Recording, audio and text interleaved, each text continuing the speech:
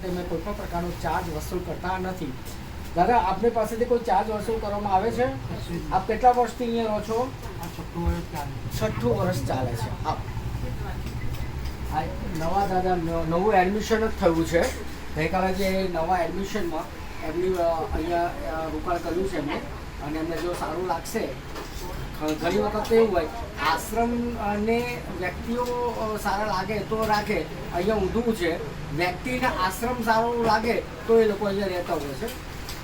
બીજા મુલાકાત હું બીજા વ્યક્તિઓને પણ કરાવું છું. આવો.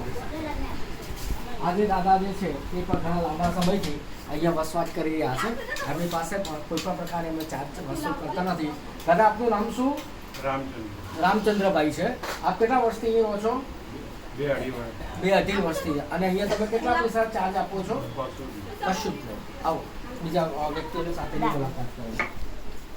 જય સ્વામિનારાયણ બા. જય સ્વામિનારાયણ. બા, આપનું નામ શું? ફૂલાબા નામ છે. આપ કેટલા વર્ષથી અહીં રહો છો? 3 વર્ષથી રહો છો.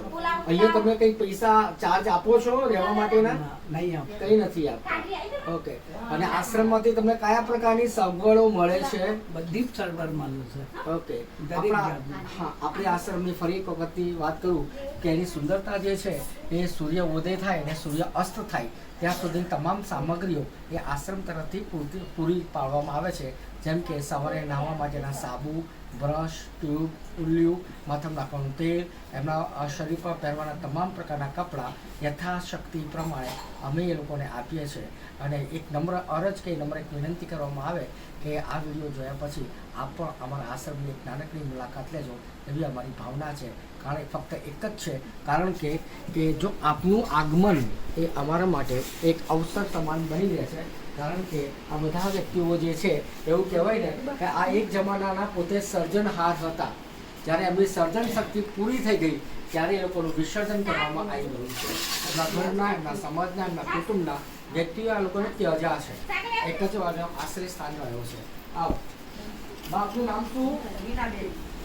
શું નામ છે આપનું? રીનાબા એમનું નામ છે. આપ કેટલા વર્ષથી અહીંયા રહો છો? 6 વર્ષથી રહો. અને બા, અહીંયા તમને કયા પ્રકારની સગવડો મળે છે? જેવી કે ઘરેથી વિશેષ સાબુ કોણ આપે છે?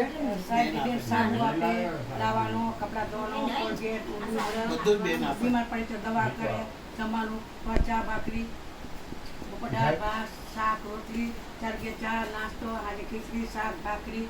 બીમાર પડી તો દવાખાને લઈ જાય. આના કેટલા ચાર્જ તમે ચૂકવો છો? એક પૈસો નહીં, એક પણ રૂપિયો લેશે. આવી રીતે અમારા આશ્રમની અંદર દરેક લાભાર્થીઓને સારી એવી સેવા અમે યથાશક્તિ પ્રમાણે આપી રહ્યા છે. અને આ બધાને ફક્ત એક જ મારે કહેવું છે કે આ અવસ્થા તો દરેક વ્યક્તિને આવવાની જ છે. કોઈની વહેલી આવી છે તો કોઈની મોડી આવી છે, પણ અવસ્થા તો ચોક્કસ આવવાની છે. પણ આવા સમયમાં જો ખાલી કદાચ તમે સાથ નહીં સથવારો જો તમે આપો છો તો તમારું રામ તમારું રાજી થાય છે. માટે એક જ અરજ કરું છું, એક વખત અમારું આશ્રમનું સરનામું જે છે એ ડભોળા ગામ, એનો તાલુકોનો જિલ્લો ગાંધીનગર આવેલો છે. ગાંધીનગરથી મેક્સિમમ 8 કિલોમીટર થાય છે. અમદાવાદથી 17 કિલોમીટર થાય છે.